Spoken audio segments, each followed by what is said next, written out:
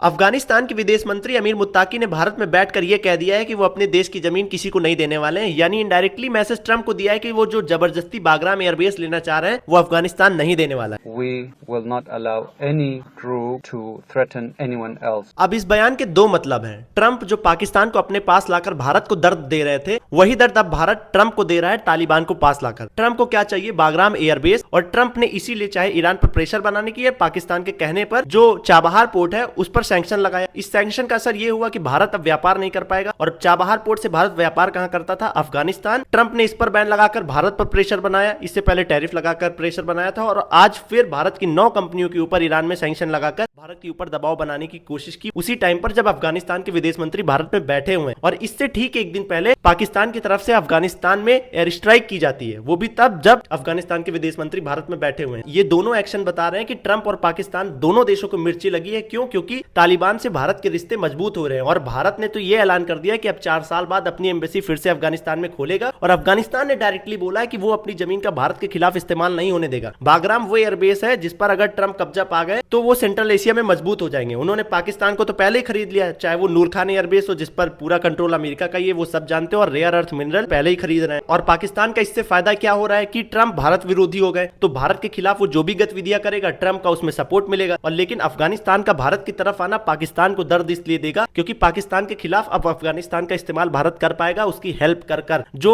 Agenda Pakistan चलाता था, जैसे ऑपरेशन सिंदूर के दौरान भी पाकिस्तान ने एजेंडा चलाया कि भारत ने जो ड्रोन मारे वो अफगानिस्तान में गिरे, तब भी अफगानिस्तान के इन्हीं मंत्री ने ये चीज खारिज कर दिया था कि भारत की तरफ से कोई ड्रोन नहीं आए। तो जो प्रोपेगेंडा पहला चलाता था वो खत्म हो जाएगा। दूसरा, जो ट्रंप अपना वर्चस्व चाहते थे, भारत पर दबाव बना रहे हैं, पहले पाकिस्तान को पास लाया, पाकिस्तान पर कब्जा किया और अब अफगानिस्तान पर चाह रहे थे पूरा अपना जोर, तो वो जोर खत्म हो जाएगा। इससे फायदा क्या होगा कि अफगानिस्तान में इंडिया को एक्सेस पूरा रहेगा और जो पाकिस्तान भारत की तरफ एक्टिविटीज करता है वो इंटरनल डैमेज भारत पाकिस्तान को दे पाएगा। सिंपल सा कहानी इतनी है कि ट्रंप ने जो दर्द पाकिस्तान को अपने पास लाकर दिया, वही दर्द अब भारत तालिबान को पास लाकर दे रहा है। और तालिबान भारत को करता है सपोर्ट। और इसमें कोई दो राय नहीं है कि भारत अब पाकिस्तान के खिलाफ तालिबान का इस्तेमाल कर सकता है। और ये जो टीटीपी के हमले हो रहे हैं, इसके पीछे कहानी क्या है ये खुले तौर पर तो नहीं कहा जा सकती है, लेकिन तालिबान और भारत का क्लोज आना और फिर पाकिस्तान में इतना उथल पुथल मचना, कारण साफ है भाई कि भारत भी अपना माइंड गेम खेल रहा है। और पाकिस्तान में इस वक्त बहुत बड़ा विरोध प्रदर्शन हो रहा है। पीओके, सिंध और बलूचिस्तान नहीं, रावलपिंडी और इस्लामाबाद में इंटरनेट बंद हो चुका है। क्यों? क्योंकि ट्रंप ने जो गाजा पीस प्लान बनाया था उसके खिलाफ पाकिस्तान में विरोध हो रहा है, क्योंकि उनको लग रहा है कि पाकिस्तान ने अपने आप को बेचकर समझौता कर लिया और गाजा के लोगों के साथ इंसाफ नहीं हुआ है। तो अब बारी